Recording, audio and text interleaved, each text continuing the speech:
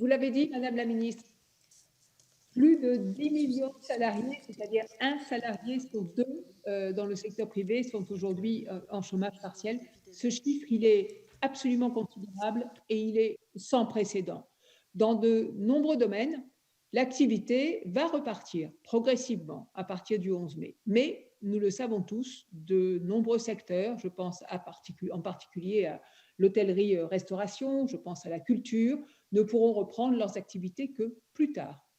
Comment envisagez-vous la poursuite du dispositif d'activité partielle pour tous ces salariés qui auront besoin plus que jamais que s'exprime et continue de s'exprimer à leur endroit la solidarité nationale?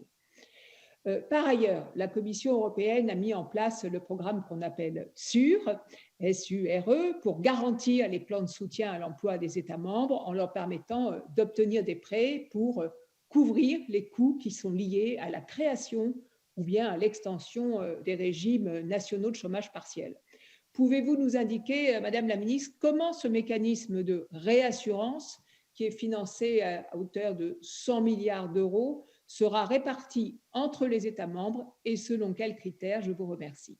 En réponse à la présidente Marielle de Sarnez, d'abord, moi, ma vision des choses, c'est que, et on a pris les textes qu'il faut pour le permettre, c'est que le chômage partiel doit pouvoir continuer, mais de façon décroissante en fonction de la reprise de l'activité.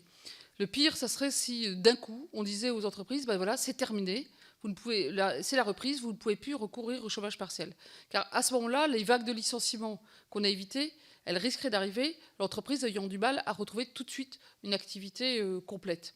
Et donc, ce que nous avons prévu, c'est que ça puisse être des vases communicants ou un système en biseau. Si je donne un exemple, une entreprise qui a 50 salariés et qui va reprendre son activité, mais au début n'appellera que 10 salariés, puisqu'elle a de l'activité que pour 10, eh bien, pourra réactiver le contrat de travail pour 10, les payer normalement, ils travailleront normalement, et pour les 40 autres, rester en chômage partiel. Et puis peut-être que la semaine d'après, ça sera 10 autres, et donc on pourra faire ça de façon progressive pour accompagner la reprise. Ce matin aussi, dans les ordonnances que nous avons pris une ordonnance qui permettra d'utiliser l'activité partielle à titre individuel. Ça veut dire quoi? Ça veut dire que pour une entreprise qui reprend son activité, quelquefois on a besoin de quelques salariés par service, mais pas de service entier.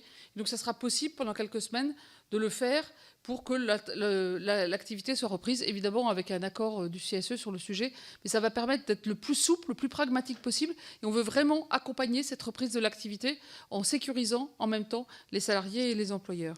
En ce qui concerne le programme SURE que nous avons soutenu au niveau européen, on ne sait pas encore exactement sur les différents sujets, sur comment la France va bénéficier des différents sujets. J'en parlais hier avec le commissaire à l'emploi, Nicolas Schmit. Mais évidemment, ce sujet fait partie du paquet global de la gestion de crise. Et tous les États, en théorie, peuvent y avoir accès.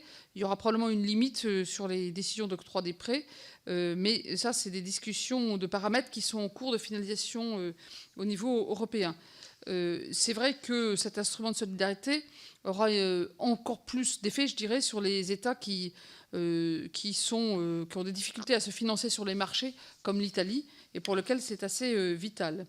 Pour la France, on a besoin d'avoir une vision sur l'ensemble des instruments mis à disposition pour voir lesquels sont les plus pertinents par rapport à notre situation. Notre situation étant plus le financement et l'ampleur de l'ensemble des mesures que nous prenons de protection du monde économique et social et du secteur sanitaire. Mais comme toutes les briques ne sont pas encore constituées, vous le savez, ça sera discuté notamment demain lors du sommet européen. Mais la partie difficulté d'accès au marché n'est pas un problème pour la France. Donc ce n'est pas là-dessus que nous voulons activer les instruments européens, mais plutôt sur les autres volets. En tout cas, notre conviction, c'est qu'une vraie solidarité européenne est indispensable pour sortir de la crise via l'émission d'une dette commune. Et c'est essentiel pour l'avenir de la zone euro et nos marges nationales dans la reconstruction. Donc tout ceci va faire partie des discussions demain des chefs d'État et est assez essentiel pour l'avenir et notre capacité à relancer l'activité de tous les pays.